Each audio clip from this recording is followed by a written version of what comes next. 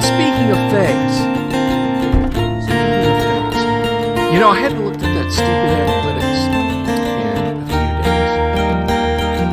And much to my amazement and surprise, we are now well over the 770 mark. I don't know what you guys have done to help out, but it apparently worked. Thank you so much. We are on our way, guys. We are moving and grooving with new subs. And welcome to those new subs. If you're just stopping by today for the first time, if you're listening over on Facebook or you are watching over on YouTube, thanks. Thanks so much for being a part of this craziness. And to our new subs, I have to say, if you're interested, we actually have a Discord. That's right. You go right there and check out the Discord. And when I'm not streaming, a lot of times you'll find me hanging out over there. Although not as much as I should have lately. I've missed some kind of cool discussions. I gotta get back to my own Discord. But yeah, you can just check out either link and you can go over, join the Discord, sign up, engage us in all kinds of conversation. And right now, if for our friends over on Discord, you don't happen to be watching live, right there is the link to today's live stream. So we'll see you in a few minutes.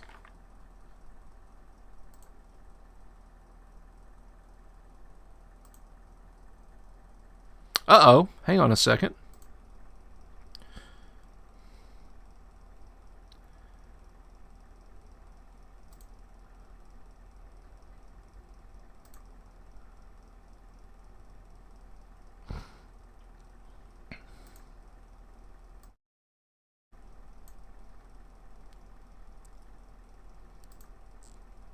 There we go. How's that? Is that a little better? I didn't realize that the intro music was that loud. But I thought I'd have that going because I still don't have my video ready. But that was Summer Mountains by my friends over at Bards of Greyhawk. And I hope you guys like that. Yang Yan Zhao, good to see you, my friend. Welcome, welcome, welcome. It's always wonderful to see you. IR says, I missed the intro. Damn it. Well, that's okay. I'll play it again for you guys. Yang had an interesting video the other day, and I kind of wanted to go in the comments and ramble on about it, but I don't, YouTube comments, not in live streams, but comments under videos, are kind of a bad way to communicate. Let me share a phenomenon with you. I call it the Austrian corporal with a toothbrush mustache phenomena. I don't know if I say the H word, if I'll get, YouTube will smother me with a pillow or something in my sleep tonight. But, as a YouTube comments thread goes on, the probability of Germany between 1933 and 1945 and their leader of the country approaches 1. The probability that will be brought up approaches 1. I'm a big fan of a YouTuber called The History Guy, and you should be too. It has nothing to do with D&D, although I have politely suggested, because I'm a Patreon fan of his, that, hey, maybe discussing Gary Gygax and the history of role-playing games. He has not responded. But anyway, it's an all interesting, unusual aspects of history. So, he might talk about the Battle of Midway, but focus specifically on the experiences of Lieutenant George Gay, who was a Helldiver pilot who lost his crew. It was a 3-man torpedo bomber that the Navy used during World War II. It was shot down, and he was near enough to the Japanese task force that he basically had a front row seat to the destruction of 3 Japanese aircraft carriers. Simply amazing. So he'll talk about those guys, right?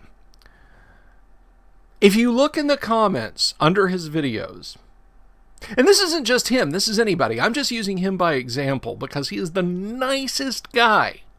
He's got this, he can't be much old. He might be my age. He might be a little younger than me. But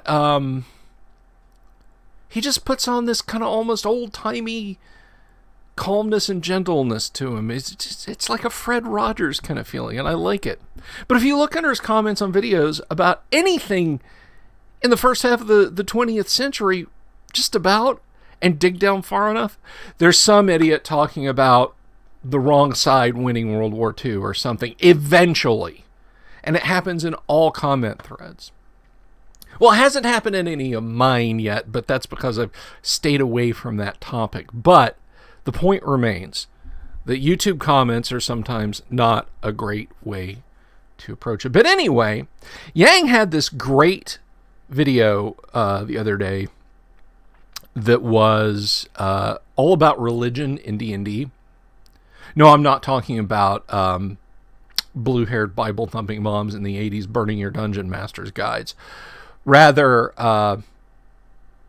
the approach that some Dungeon Masters take to religion. And it's really good. You should check it out. I've had some thoughts on it before. Maybe we'll get to like a best practices lesson on that.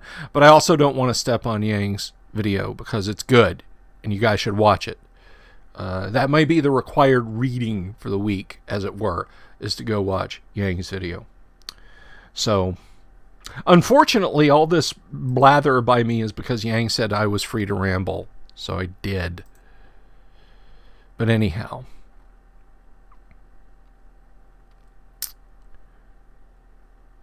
Oh, sorry's not good enough, Ricky. Sorry isn't good enough. You've got to... No, you've got extra assignments. Because as a student, you don't have enough to do as it is. But anyway, all you missed was me trying to talk over the intro music, which didn't work because the intro music was louder than me. All right, Yang, it's a date. It's a date. I was over at your place last time, so you over here. Yeah, no, I played the intro music and was just talking about comment sections in YouTube videos being kind of toxic sometimes, depending on the subject, even if the subject itself is not toxic.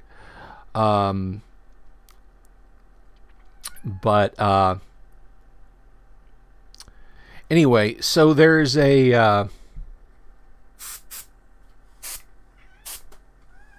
sorry about that. The hissing sound there is a little compressed air. So there's something you guys can watch. You also need some Dungeon Master's Guide homework. Go look up helmets, because we're going to talk about that in the DMG today. But to talk about last night's game a little bit, because I know you guys are on tenterhooks waiting to find out about last night's game. And I'm getting pretty good at post-game stuff. I've got a college football live stream YouTube channel that I do now,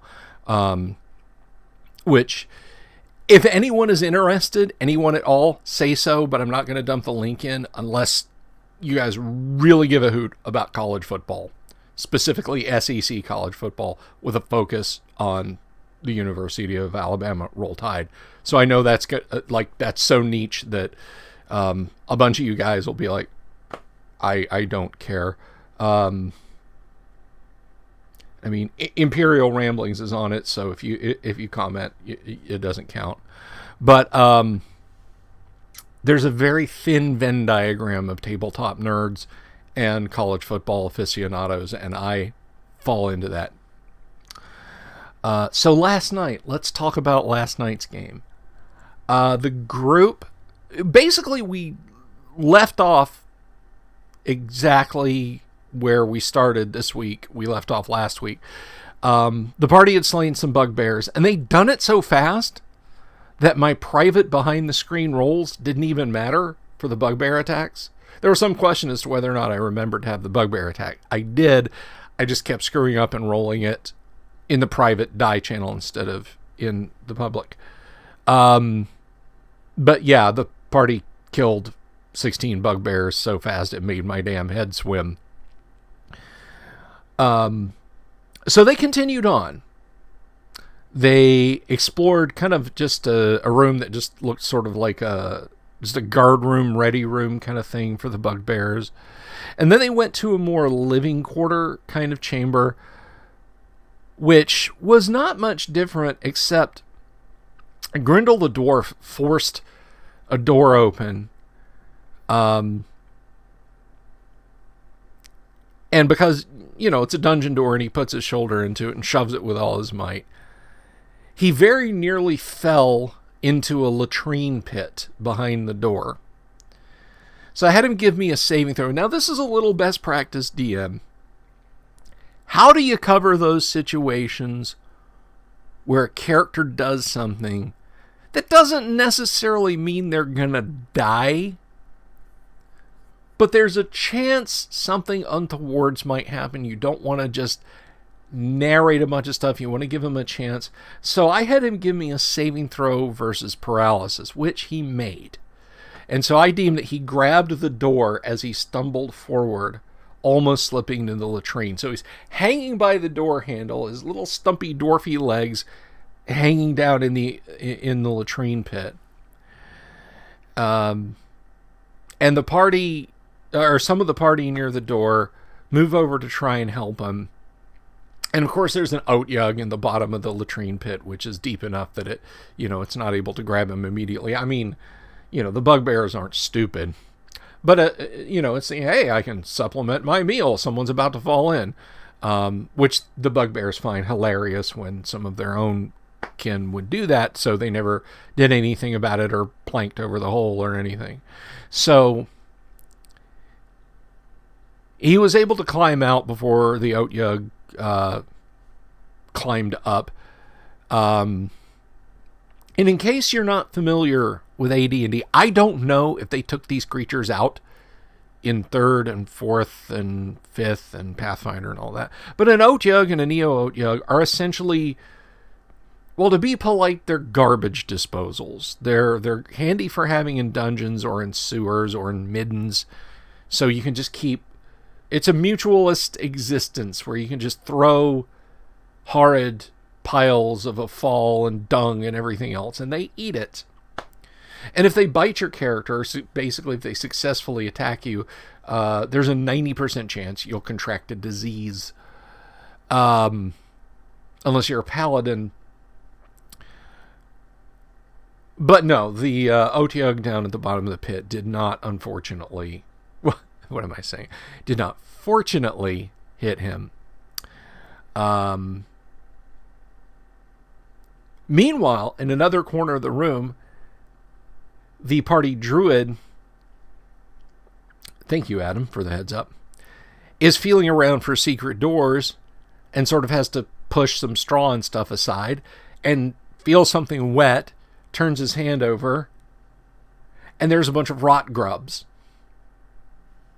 And they immediately work into his skin, and he can see like bulges up his arm as they start moving. And it's like Captain Tyrrell and Commander Chekhov in Star Trek II, is sort of oozing along. And both the magic user and the cleric had Cure Disease handy. The cleric, however, had Cure Disease also in a ring of spell storing. So he was able to activate that pretty quick, because the casting time for Cure Disease is 1 turn, 10 minutes. Rot grubs will burrow to the heart in 1 to 6 turns and kill the host. So that's literally like racing the clock. So Unfortunately for me, as a DM, the player in question, the cleric, had in his ring of spell storing the Cure Disease spell, activates it, releases the spell, kills the rot grubs.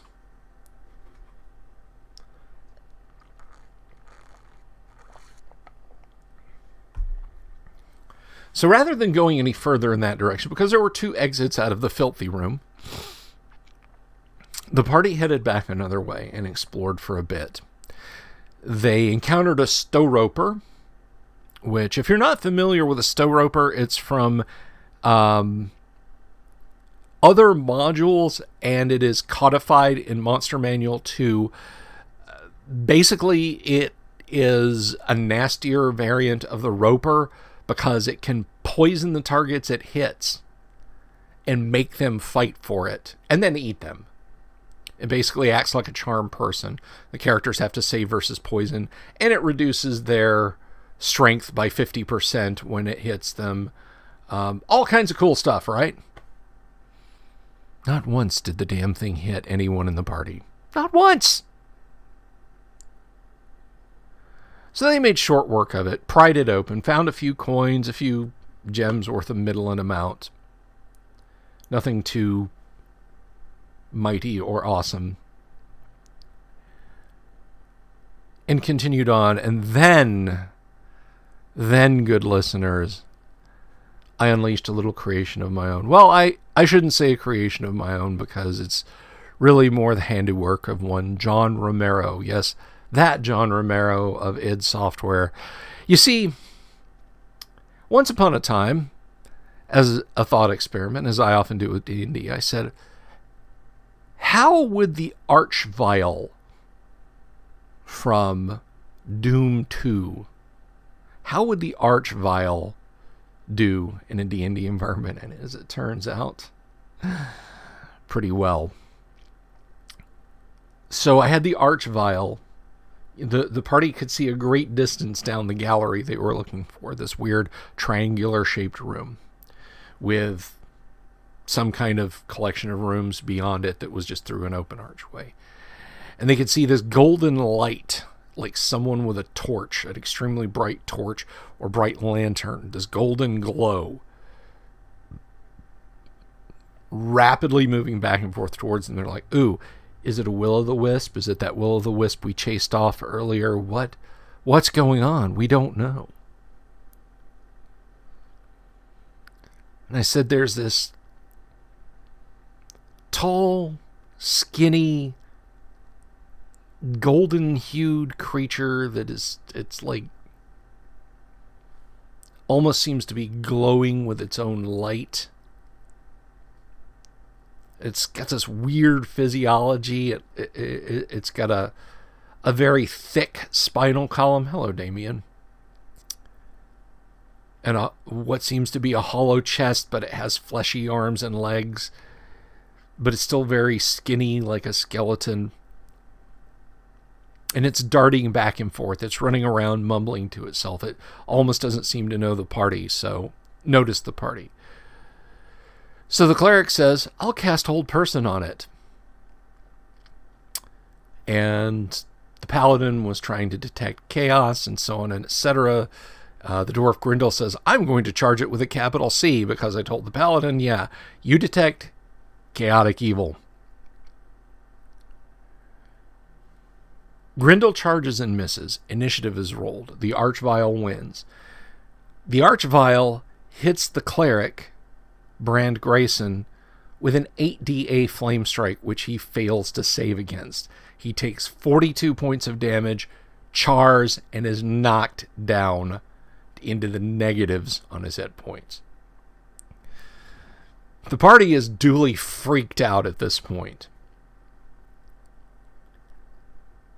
And the thing still goes back to pacing around, back and forth, muttering to itself. Wins initiative in the next round. 2 more fighters, the Ranger and the Ranger Logan and Feanorth the fighter, charge it. Swing at it. Logan misses. Feanorth scratches it. Actually, I can't remember if it or the party won, but what the Archvile ended up doing was flame striking the dwarf and knocking him down to 2 hit points. And it's at this point that everyone gets serious. Oh, and I should point out, when they first saw it, Petra was digging through her pack, looking for a flask of oil to light and throw at it. And then when she saw it detonate a couple of party members, she's like, I'm putting the oil back and I'm getting my holy water out. Grindel laid into it and struck it. Feanorf attacked it, and Logan attacked it, all successfully. But the killing blow came from a cloud of magic missiles cast off of a scroll, which was 6 missiles. And it did damn near maximum damage to the thing. So combined with the sword and, well, I think it's just swords at that point, blows, they brought the thing down. Archvile, what was my party doing on Phobos? Hey, no, Doom 2 takes place on Earth. It's hell on Earth. So the Archviles, you know.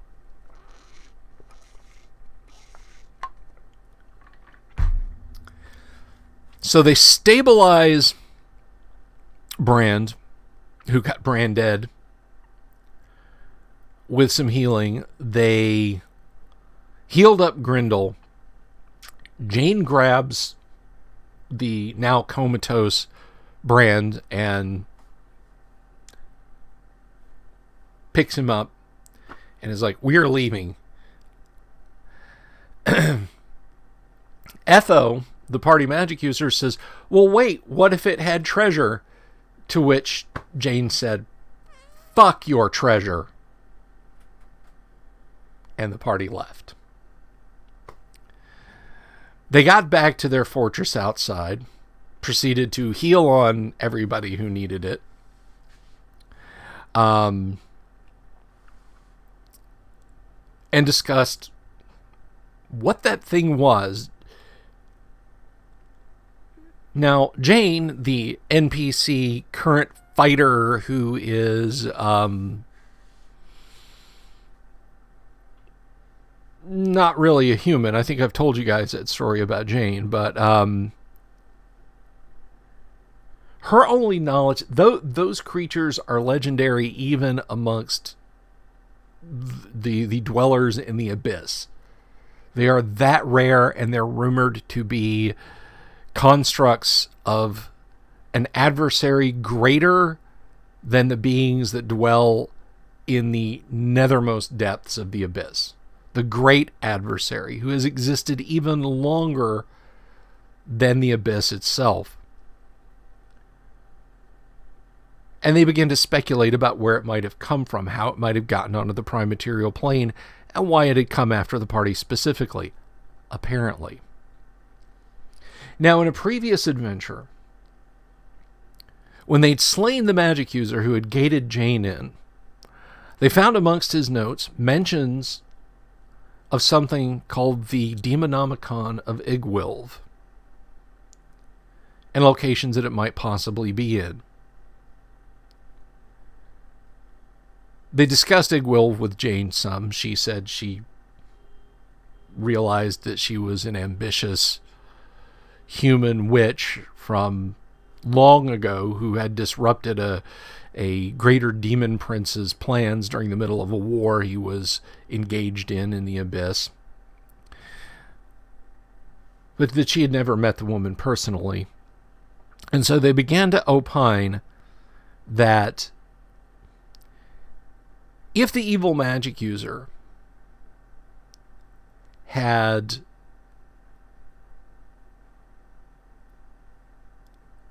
summoned the Archvile and sent it after the party before his death, or had summoned it and then loosed it,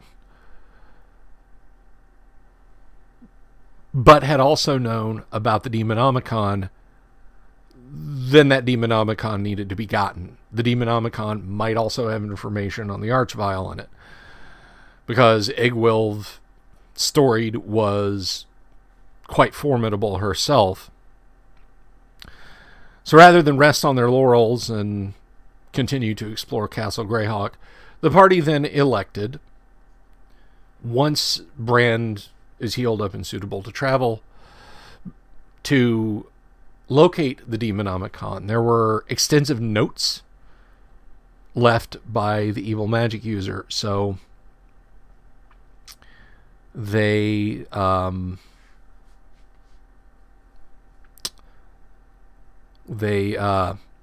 decided that they would research those, find out where the Demonomicon might be, and then go get it and study it or destroy it or both. But where this is leading us, for those of you who might not know, and there's a little hint in today's thumbnail, the party is now going to play in the module S4 Lost Caverns of Sojkanth, which is one of my favorites. It is a beast of a module. It is not for the faint of heart when it comes to DMing. It's not quite as formidable as, say, D1, D2, and D3. Or even S1. But it is still... It requires some good DMing. This will be the second or third time I've run it. But I'm looking forward to it. I'm looking forward to the overland travel because, we've been talking a lot about overland travel lately and hex filling out and that sort of thing. And once the characters have an as the crow flies path, or whatever path they elect to take, I can start populating those hexes. Encounters, villages, towns. And again, guys, let me tell you, you've got to do all that beforehand. When your party is going to take a long journey across your map, if you don't want to just hand wave it, or they're not just teleporting, I might, Chris. I am strongly considering it because that I'll come back to that. I'm gonna come back around to that. Hang on just a second. When your party is journeying overland and they're not teleporting and there's not some magic means that takes them from location A to location B, you've got to do all of your encounters for daily travel and check each relative space in a hex, however you deem that. Do it all beforehand and have copious notes ready to go right then. Don't roll up the encounters as the party travels. You're doomed if you do. Okay? You will slow the game down. You will take what could be a few sessions worth of travel, which compresses perhaps a month and a half of travel into those few sessions, and you'll drag it out, and not in a good way. Because you'll be... okay, guys, hang on a second. Let me see here. Okay, so that's an encounter. What is... orcs. Okay. How many orcs? So I'll just roll the D30 here. So 230 orcs. All right, guys, just a minute, and you're sitting there trying to come up with an encounter of 230 orcs on the fly at the table. Not possible. So have all of this plotted out first, guys. Don't leave it to tabletop chance. And I'm not going to. Once I know what direction the party is going to go, once they elect on that, and they have 2 rangers with them, they're not going to get lost. I'm not going to have to worry about, well, crap, now they're going in other hexes. And I have the Dungeon Master's Assistant software. So 230 orcs is not that difficult of a reach for me to generate on the fly. I just don't want to. I want to have everything plotted out, and I want to know day to day. So if 9 days go past and the party doesn't come to a village, a town, no monster encounters, nothing, I want to just say Ascend Night and 2 pass. And then in the middle of the afternoon of the 10th day, standing on the plains, you see you see what appears to be a keep tower. And just go from there. Also harder to deal with problematic rolls on the fly. Very correct, Chris. Very correct. So remember that lesson, guys. Remember that lesson as we've discussed it, and I'm reiterating. Do not do long overland travel stretches on the fly. You can make it look like it's on the fly. Like if you're at the table and it makes you look kind of like a genius, and you know that on day 11 the party's going to encounter a friendly but moody brass dragon, you can just say, okay. Oh, look at that. Well, let me see. Oh, wow. So as you guys cross over the hill in the forest and look down into the dell below, curled up sleeping, is a coppery brownish sort of bronze dragon of some kind. You know? So you don't have to make it play out exactly like a module. You can play with the character's expectations a little bit. Now I'm going to come back to Chris's question about, am I pairing it with Tharizdun? I want to. I genuinely want to. Couple of notes and gotchas about Tharizdun.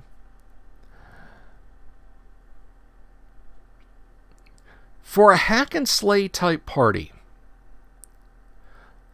Tharizdun can be a fairly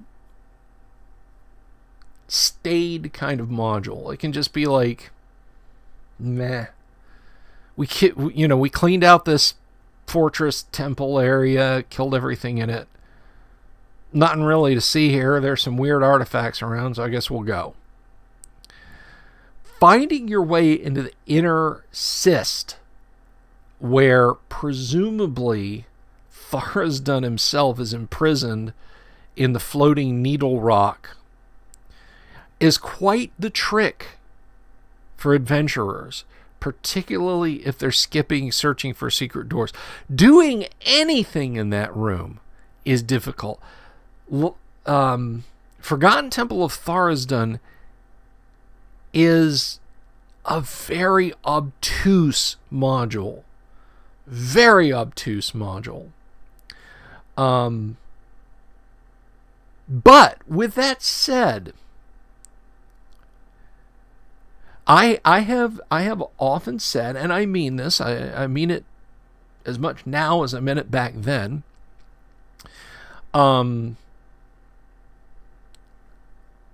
The S4 and I think Tharizdun is WG5. But anyway, those two modules, Forgotten Temple of Tharizdun and Lost Caverns of Sojkanth, together, if TSR had put them like in a box with a regional map, they could have sold like an entire mini campaign world based around those two modules. There's countryside to explore. There's a whole lot of countryside to explore and get lost in. I mean, Sojkanth does not, it's not just like, there's the Lost Caverns of Sojkanth. They're right here on the map, guys. All we have to do is walk up to the door and go in and have our adventure. You can spend weeks as players in the mountains, in the Lort Mills, searching around, trying to find your way to the Lost Caverns, having all kinds of encounters, and not just with monsters, with friendly NPCs, with unfriendly NPCs. And I know I just said not with monsters, but your characters are poking around in a kingdom that they likely don't hail from. So they may well be encountering Paranlandish troops. Paranlandish, I'm not sure. So they might be bumping into them periodically. And they're going to ask, papers, please? And then over on the Tharizdun side of the map, you've got another mountainous wilderness to deal with. And finding more or less where that is. And caught in between all of this, you've got the gnomes of the Vale. The ones who are asking your party for help. The gnomes of the Vale, you know. So they've got a place to base their operations out of. Potential allies. Enemies, allies, and uninterested parties scattered all through it. Really a finer set of modules you could not ask for. So if you've never run S4, which was actually supposed to be, I think, so this is a little bit of TSR lore. I want to give this more attention. I want to do like a whole historical episode on this, but I would also like to have Paul Stormberg in-house to discuss this with us. But briefly, Gary wanted to launch a line of Greyhawk specific modules. Now, ostensibly, all of the classic first edition AD&D modules are set in the world of Greyhawk. They all reference Greyhawk things and etc. I know people who've put the Against the Giant series in Dragonlance and made the motivating force behind them not drow, but evil dragons, whatever. Doesn't interest me. But the point is, they're fairly portable. And a good DM can port anything anywhere. I mean, I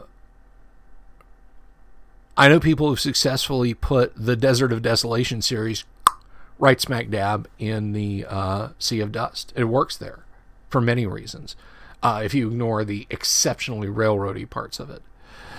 But Village of Hamlet was supposed to be WG1, not T1, WG1. Temple of Elemental Evil was supposed to be WG2 and 3. I believe Lost Caverns of Sojkanth was supposed to be WG4, not S4. And then, of course, Forgotten Temple of Tharizdun, WG5, and so on. So with Lost Temple, they picked back up on the WG, which stands for World of Greyhawk.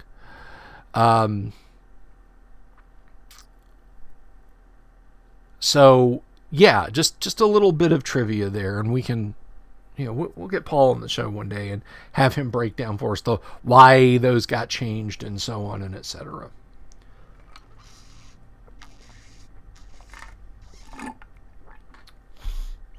I wonder if anyone out there is having the Mandela effect now, saying, but I remember going in Toys R Us and seeing WG1 on the cover of Village of Hamlet. I certainly hope not, because the Mandela effect thing is silly. It's just there is no alternate universe. You just have bad memory. And as someone with bad memory, I can completely understand that.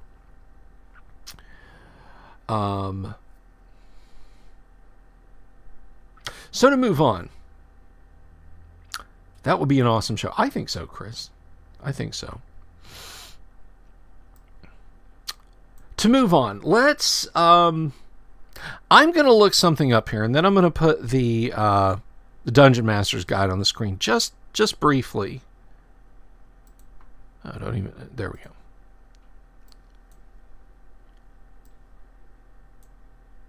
But I want you guys to find, let's see.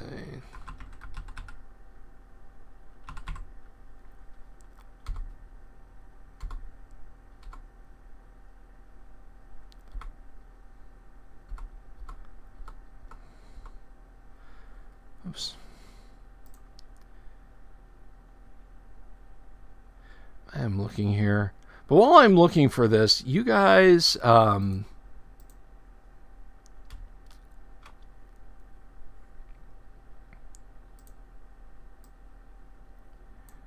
if you guys have any questions, any comments, or anything like that, it's kind of open discussion right now. So feel free to ask. We've got a little while today.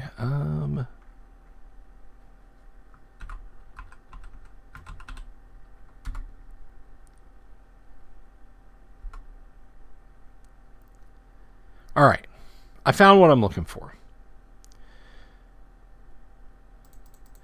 And this is a perfect example of not only shit my DMG says,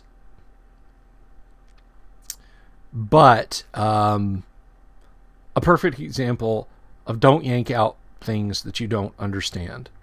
If you don't know why certain things don't work, don't change the rule without having something good to go in its place.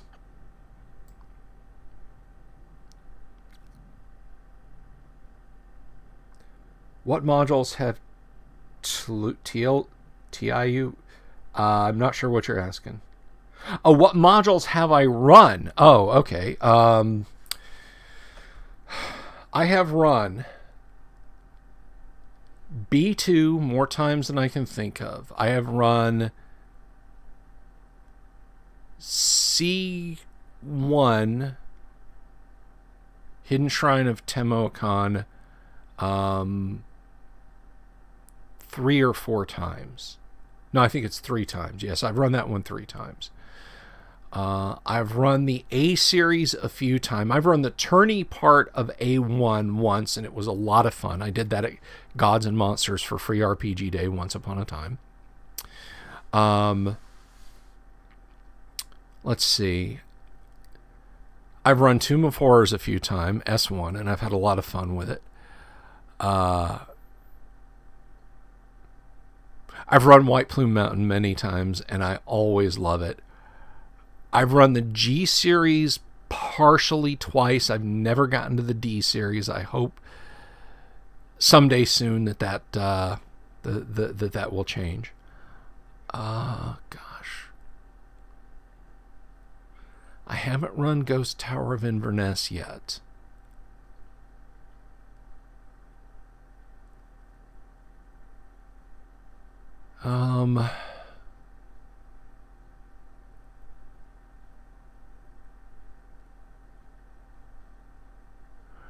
I've run just a couple of sessions of U1, but they were sort of abortive because I realized that my party was way too high a level for U1 to be any fun to them at all. U1 is absolutely a beginner's series of modules. I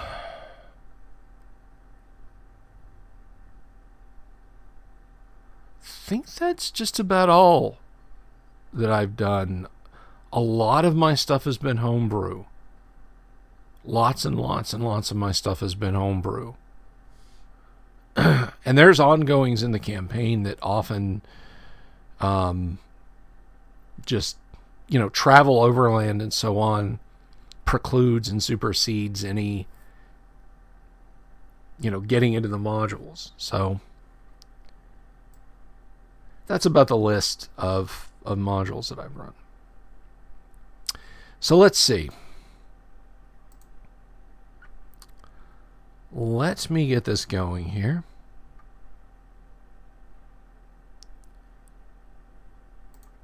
Acrobat.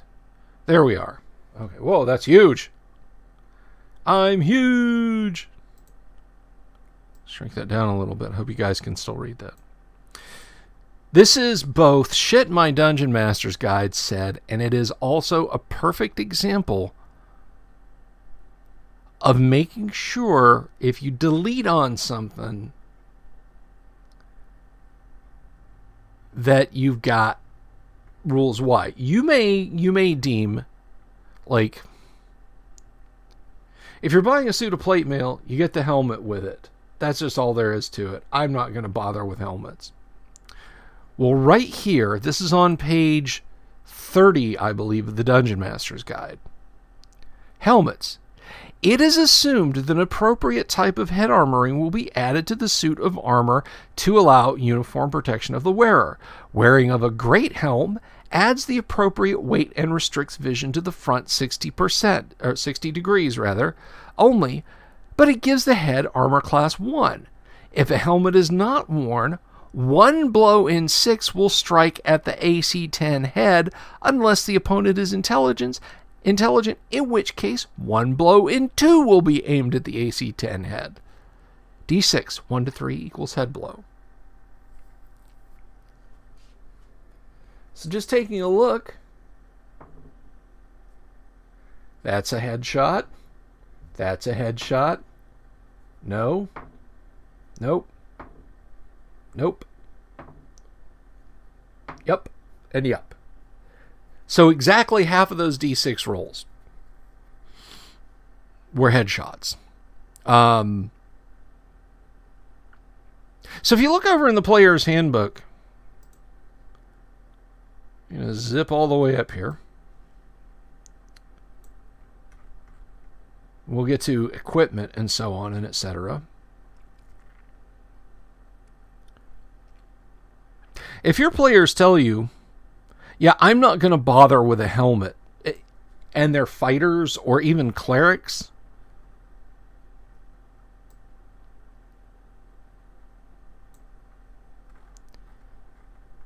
oh, I'm not there yet. But we're going to be on page, that spells. It's a blink and you'll miss it section with the equipment. Here we go. Now that little paragraph, that entails a whole lot. So here, basic equipment, supplies, and cost. Helmet, great, and helmet, small. 15 and 10 gold pieces each. May not seem worth the expenditure. Your cleric or your thief can't wear a helm and perform thiefly functions. Magic users can't wear helms at all, unless they're multi-class or dual class. Well, no, even a dual class couldn't wear a helm. But your magic users who think that they're going to go in and fight against monsters hand to hand in the front rank, and likewise thieves, check for this. Do check for this. Oh, yeah, you bodily there, Mr. I didn't want to spend the money on a helmet. You are armor class 2 because you have plate mail. Your head, on the other hand, is armor class 10. Let's see what the ogre aims at. Your head.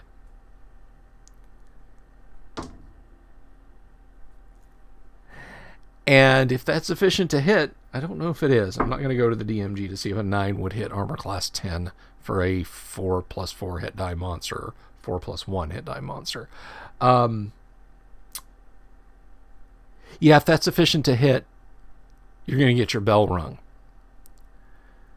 For player characters who either can't wear helmets but insist on getting up in the front and fighting, or didn't bother spending the money to buy a helmet and are in there fighting, go over, make a note, stick it. This should be in combat notes. All right, this should not be up on page 29.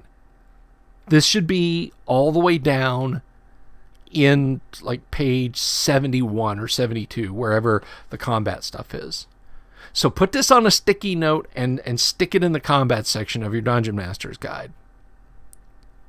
If a player's been a smartass and has elected to not wear a helmet, do this.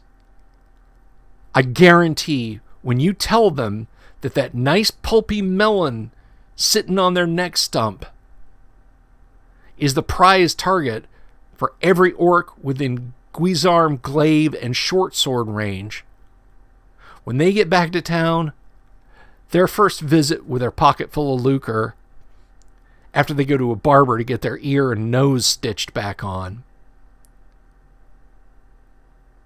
will be to the armorer to buy a helmet. Lesson learned. And for the characters who can't wear them, they'll think twice about charging in.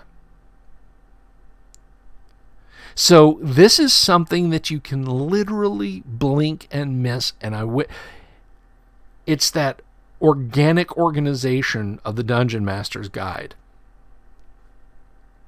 And it's not easy to find. You guys saw me looking for it. Armor class, and weapons. Well, logically, it should be there. It should have been reiterated in combat. But an intelligent monster will try and smash your character's coconut off the golf tee. And you should have them doing it. And you should make them understand that if they're going to be a cheapskate and not wear a helmet at all, an intelligent monster is going to take advantage of that.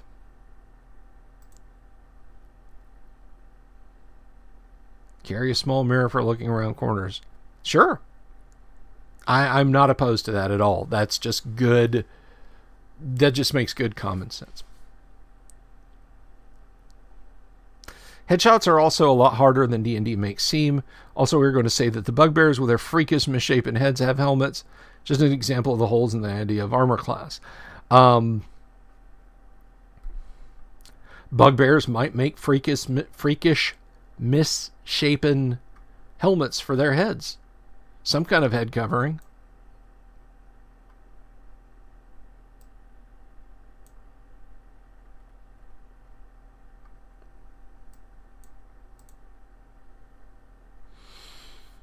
I mean, you could average the head with the rest of the body and say, okay, your overall armor class is, all right, you're 2 with your plate mail and shield, but your head is a 10, but there's 2 locations, so that's 12.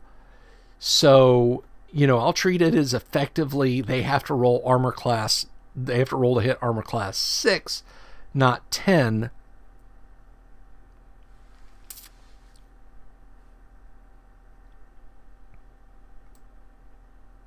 But there's also no special location hit per se as far as damage is concerned, unless your foe has a sword of sharpness, in which case, Katie, bar the door. I don't think your average orc or bugbear is going to be wielding one of those.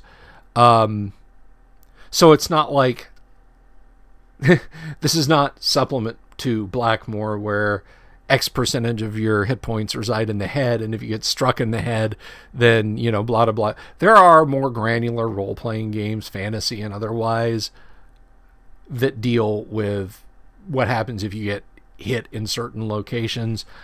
So a blow to the head isn't a death penalty for the character who's struck in the head. They just need to recognize.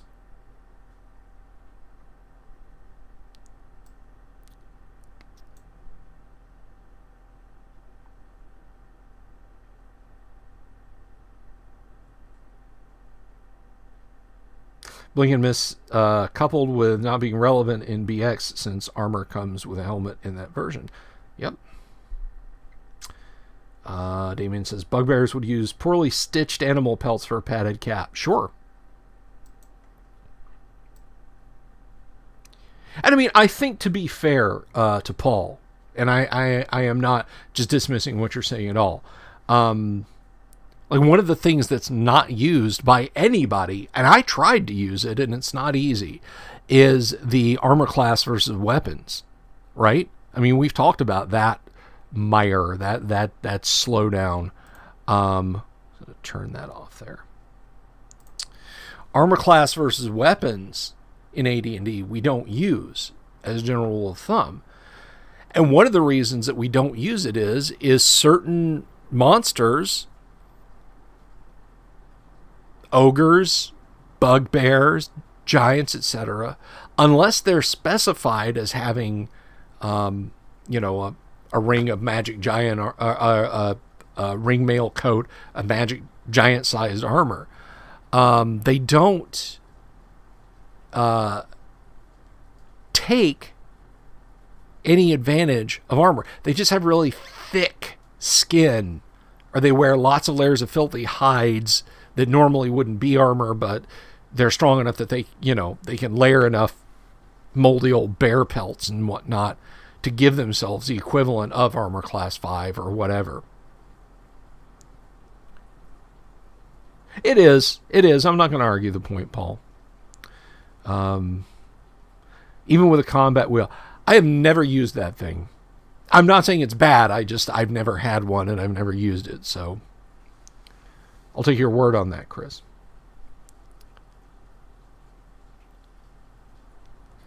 But if you choose to ignore it, then the characters have got no reason to ever consider buying a helm.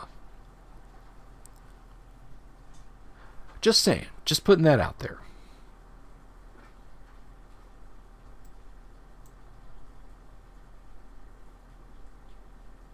Ricky, I like armor as damage reduction personally. Well, get out.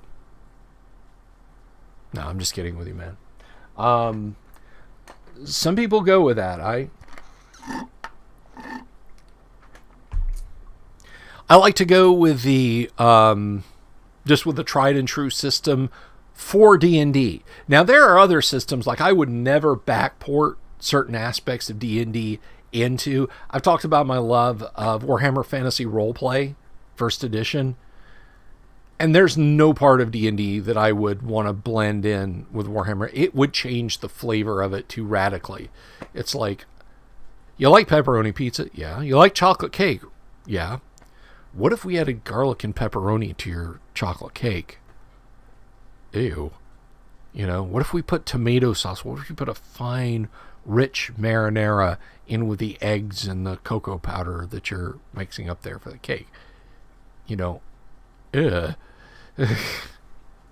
so there's some stuff that I just won't mix up with them. But that's me. I accept D&D for its D&D-ness, and it has rules for a reason. So that's just food for thought. That's just an example of if you're not going to do that. And it's a lesser example because it's like, okay, characters are moving around too much to get hit in the head. It's not a thing. But then, with that said, if you have green slime dripping on players, it's on their heads now and it's doing its magic rather than splatting down onto a helmet where someone might notice it first. Grindel wants a magic helm. Hello, Mark. Mark plays Grindel in my Monday night campaign.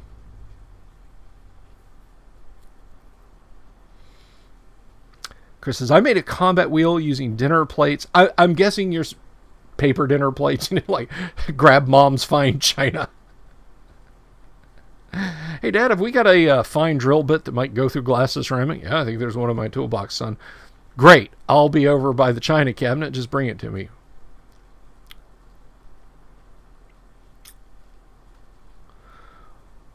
IR says, what if we played Warhammer Fantasy Roleplay? We'd be playing Warhammer Fantasy Roleplay. I have said many, many times, WHFRP is my second favorite fantasy role-playing game. That is not some form... Like, when I say I love D&D, I'm talking about OD&D, first edition AD&D. You know, if you begged me to, I'd run basic, but I'd run either Holmes basic or Tom Moldvay basic. And if you really begged me to play 5e, I would modify it to hell up, but I might do that. So my favorite non-D&D at all fantasy role-playing game is Warhammer Fantasy Rpg. And you can get a PDF of it, by the way. I'm not talking about like on some dark and dusty corner of the web. If you go to DriveThruRPG, you can buy a PDF of the first edition of Warhammer Fantasy Roleplay, then send it off to Lulu and get it printed on demand. So do that. What were some memorable dirty moves players have used against enemies? Oh, so many.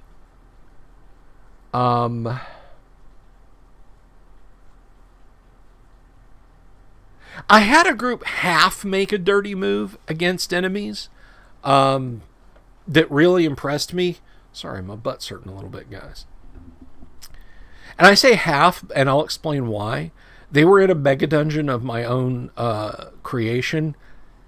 They hired a bunch of carpenters in the town to follow them to the mega dungeon. They would clear out a section, Then go back and get the carpenters and their equipment and say, okay, we've made it safe for you. There's continual light spells everywhere. We're going to guard. And they literally had the carpenters sealing off sections of dungeon behind them because they kept running into random encounters. And they said, you guys are essentially going to build a sealed up causeway. Well, after they were done, they left for a long period of time. The monsters in the dungeon looked around at all the new walls, tore down a great many of them, utilized the construction materials in some place, and so on and etc.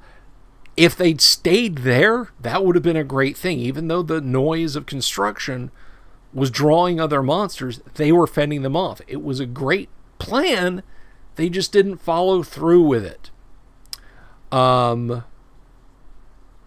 Another one, I would say fairly recently was Veteran casting Charm Monster on a hill giant in the middle of battle out of doors and saying, "Cooey, help me!" And the hill giant runs over and goes, "I got you, buddy!" and grabs him and flees with him. That was pretty good.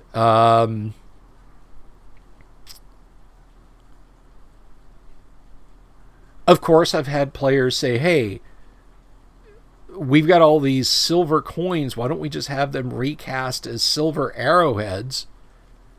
So, against normal creatures, they're doing normal damage. But if we come across lower level undead or were creatures, we've automatically got silver weapons to deal with them. That's how they chose to spend their silver pieces.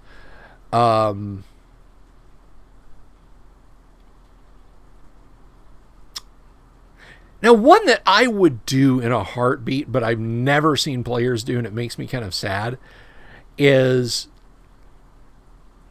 cast Fire Trap on a bunch of flasks of oil. That way you just take out your flask of oil and throw it, and when it lands, I as a DM have to make a saving throw on the thing for crushing below, which a glass container or a ceramic container is not going to make very easily. That's something else. That's another shit my DMG said and rules that you should be checking. But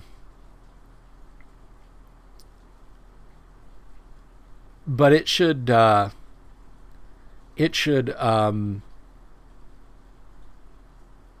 smash, and then the seal on Fire Trap is broken and it should detonate right then. Just have a high-level druid create grenades for your party. But with that said, I want to take another look at something. Let me see if I can find this. Hopefully this will... Nope.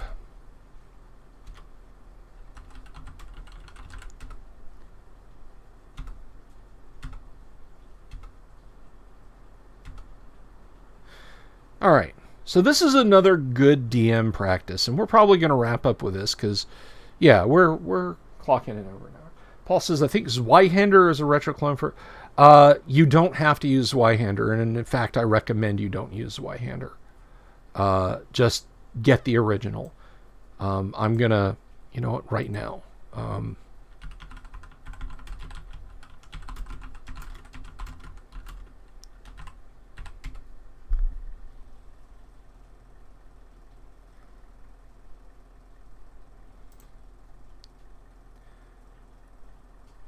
It's $9. Get it and send it off to get it printed. The pocket sand trip, would that work on vampires? I don't know. I'd have to rule that. I would have to rule that on the fly. If it's consecrated sand, maybe. Little Dale Gribble there. Shishisha! So yeah, there's Warhammer Fantasy Roleplay First Edition.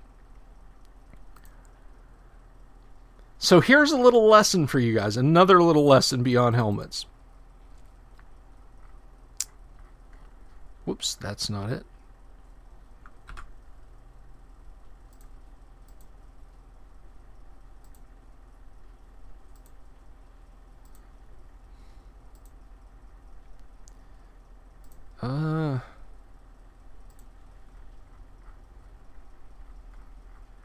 So when you're in combat and characters are getting hit and bad things are happening, man, characters have a tendency to take very fragile things into a dungeon with them. For example, vials, glasses, or glass bottles, not glasses.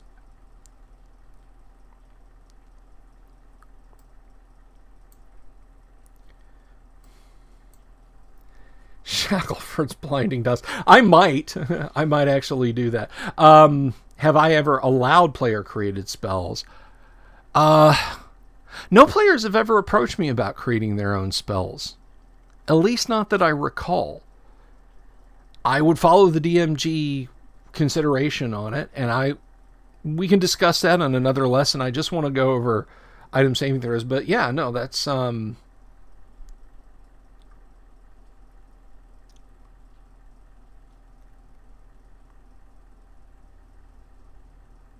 yeah, no, I'm okay. I'm okay with shields. Shields are fine.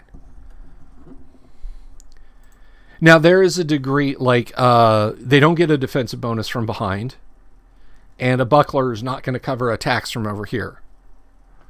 If it's in your left hand, if it's in your right hand, it is, and you're going to stop one attack with it. And that falls on me as the DM to keep track of. But this is a table you should always be using during combat when appropriate. Don't skimp on this table. I've used it to the great dismay of my players before.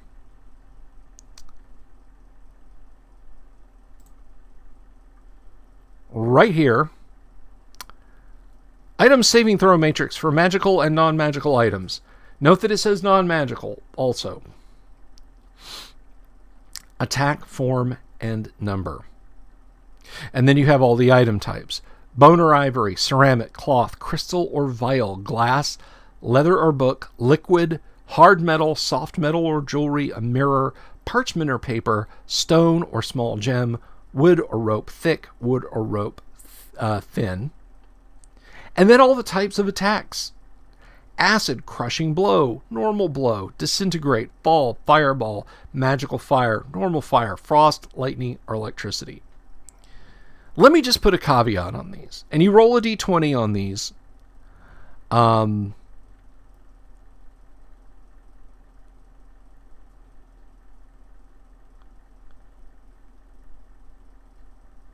With a little bit of exception, these don't cover things like adventuring gear. This is not a Fallout game. This is not System Shock, where there is heavy item wear, where things break constantly. It will slow your game down greatly. So most of these items refer not to arms and armor. You can have it that way, and then every time a sword strikes, say, the leather armor of an item, then, you've got a save of 2 or better. But that's still a 1 in 20 chance that a normal sword blow will completely ruin armor, whether it's magic or not. And then there's some consideration, some footnotes. Liquid, potions, magical oils, poisons, acids while container remains intact. So you could potentially have an item that, even though the container survives, for some reason the liquid inside is ruined.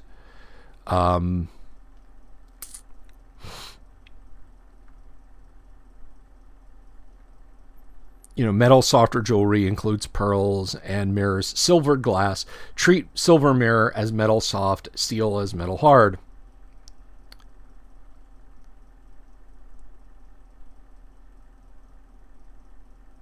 Magical items gain a +2 on all rolls, +1 for each plus they have above 1. So even if it's not nominally a magic item that has a plus given to it, like Boots of Striding and Springing, and the character falls into a vat of acid, aside from the damage they're going to take, well, we look at leather, it saves on a 10, but they're Boots of Striding and Springing, so you add 2 to the saving throw. I rolled an 8, but the boots get a +2, so they survived the acid. Player, maybe not. But all of these things, magical fire, normal fire, frost, lightning, and electricity, obviously can be dragon breath types.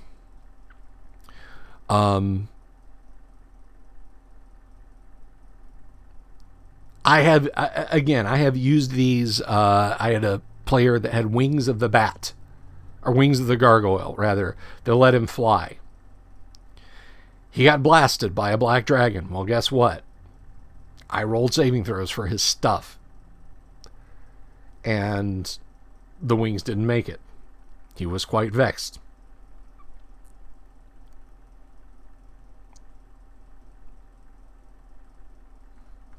And then it kind of explains attack forms and what they do. A considerable volume of strong acid, black dragon, or giant slug spittle, or immersion for a period of time which would affect the item. A crushing blow is struck by a weighty falling object or a blow from an ogre or giant's weapon, for example. Another example would be a ceramic flask of oil or a crystal or glass vial of holy water hurled against a hard surface or dropped from a height. A piece of cloth can be ripped or torn by a crushing blow. A normal blow. An attack by a normal strength opponent or only fairly heavy object which strikes the object. This also applies to a flask or vial hurled against a tough but slightly yielding surface. I would be careful using this. This could slow your game down.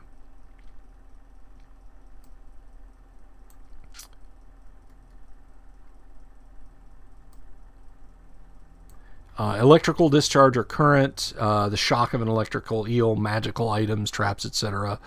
Lightning bolt, magic attack from lightning called from the sky, blue dragon breath, etc. Frost, white dragon breath, cone of cold, etc. Normal fire, blazing wood fire, flaming oil, and the like.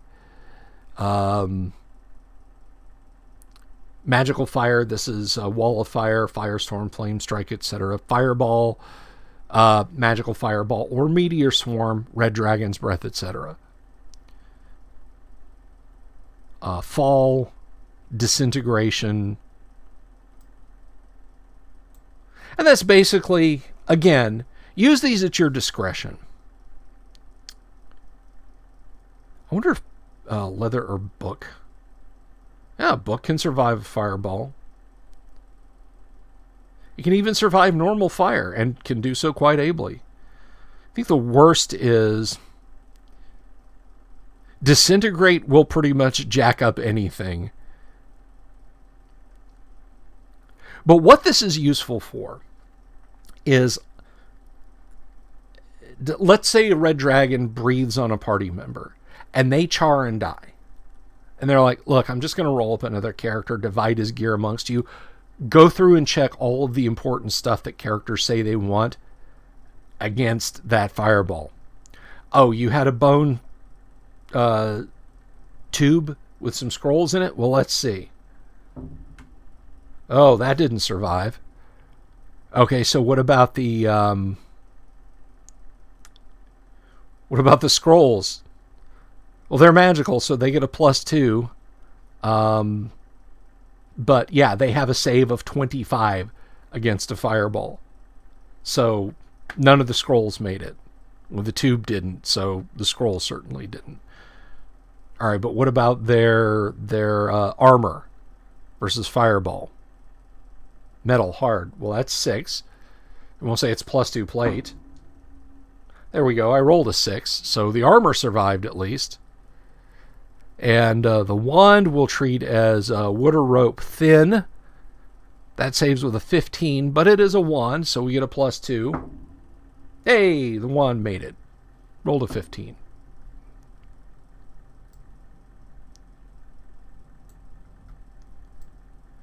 So use that table judiciously when a character dies from one of those misadventures that's listed.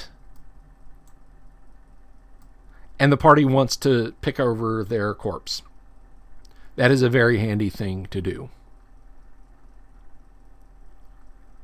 I would shy away from using, like, normal blow.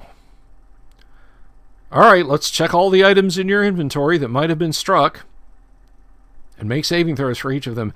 Every round, that would stop the game. It wouldn't slow it to a crawl. It would stop the game dead in its tracks. Your players would be highly vexed. Don't use this on the normal things, just when a character dies. Or an extraordinary thing happens. You know,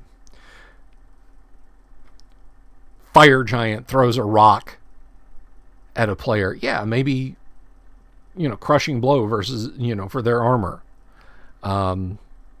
Just some food for thought, guys. So we'll go ahead and wrap it up there. Thank you, everyone, for stopping by. Tomorrow, I believe Kyle will be in. And we'll see what's going on with Kyle. We'll have a good BS session tomorrow evening. Until then, thank you all very much for stopping by today. It was a lot of fun hanging out and answering questions. If only the equipment list had lantern shields. Google them. Well, check it out. But yeah, you guys have a wonderful, wonderful afternoon and evening wherever you are. Play some AD&D. Roll up some characters. Do some fun stuff with Dungeons & Dragons. I'll talk to y'all later. Peace.